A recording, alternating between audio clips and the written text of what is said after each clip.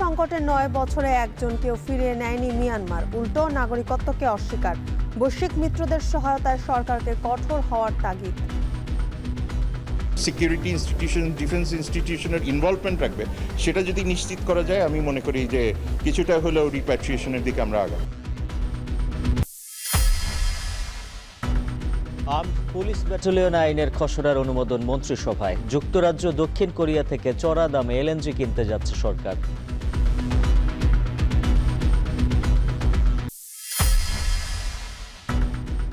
মাগুরায় শিশু আসিয়াকে ধর্ষণ হত্যা মামলার ডেথ প্রেফারেন্স ও আপিলের রায় আজ।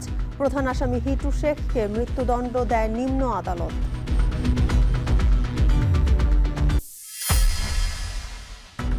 কলকাতার নিউ মার্কেট এলাকায় রাজ্য সরকারের অভিযান। অনিয়মের দায়ে বন্ধ করে দেয়া হয়েছে অনেক হোটেল, বিপাকে বাংলাদেশি পর্যটকরা।